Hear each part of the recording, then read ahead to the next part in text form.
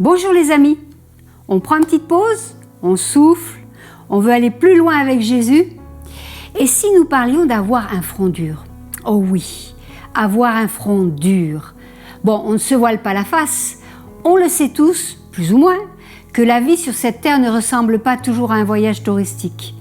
Mais ce n'est pas non plus une existence à subir, et fort heureusement, car la vie avec Jésus est belle.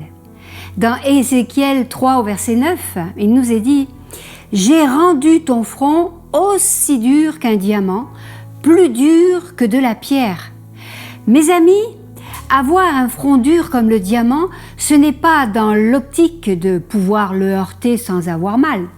C'est dans le but d'être rendu fort, fort mentalement et fort émotionnellement. Il me semble qu'on doit toujours avoir en mémoire que Christ a déjà remporté la victoire à la croix. Et pour toute chose, la croix, c'est le lieu où Jésus a dépouillé toutes les puissances des ténèbres et a vaincu Satan. Alors, comme j'aime bien le dire, un chrétien ne devrait pas combattre pour la victoire, mais combattre dans la victoire de Christ. Mes amis, les combats que nous menons au quotidien sont comme des matchs sportifs en différé. Matchs dont on connaît déjà le résultat. On sait qui a gagné. Christ est notre victoire. Alors, lisons, imprégnons-nous des textes dans la parole qui commentent sa victoire. Ne laissons pas les événements nous envahir, nous stresser. Refusons de trembler, de déprimer devant l'échec. La crainte de l'inconnu, les difficultés financières, les factures redoutées, l'incertitude du lendemain. En général, lorsque nous soumettons nos pensées à ce qui provoque ces attitudes, cela vient d'un état émotionnel fragilisé. Nos pensées sont à elles seules un champ de bataille où nous menons les plus grands combats pour l'accomplissement de notre destinée. Cependant, ce qui nous permet de devenir forts, d'avoir le front dur, c'est d'apprendre de nos difficultés. Mes amis, veillons à ne pas rester des personnes assistées, des chrétiens mous, statiques, défaitistes. On peut être porté, supporté pendant un temps, mais à un moment donné, on doit se lever et penser autrement, penser avec la parole de Dieu. La victoire se gagne en premier lieu dans la tête. Et je vous rappelle que Jésus a vaincu l'adversaire de nos âmes sur la croix à Golgotha, qui veut dire lieu du crâne. Le crâne, c'est aussi le sommet de notre personne. C'est dans notre tête que s'établit le fondement de nos victoires.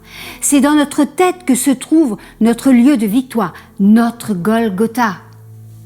Mes amis, notre front doit devenir dur pour s'opposer aux mensonges, aux péchés. Notre front doit devenir dur pour pouvoir avancer lorsque tout veut nous obliger à nous arrêter. Mais pour avoir le front dur, ça nécessite de la hargne. Ézéchiel 3, verset 9, nous parle du front dur comme le diamant. Et le mot diamant signifie étymologiquement invincible. Donc on peut parler d'un front qui marque une attitude d'une personne invincible.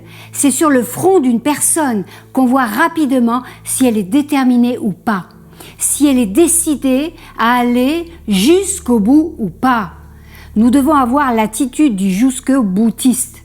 C'est l'attitude d'une personne qui avance coûte que coûte, malgré les obstacles, malgré les limites.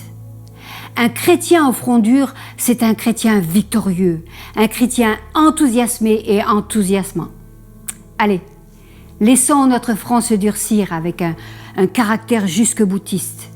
On s'attache à la parole, on chérit le Saint-Esprit en nous et on va plus loin. À très vite, soyez bénis. Cette vidéo vous a encouragé? Alors on reste en contact. Abonnez-vous à notre chaîne YouTube Église Novation officielle et cliquez sur la cloche de notification. Vous pouvez aussi nous suivre sur Facebook et Instagram.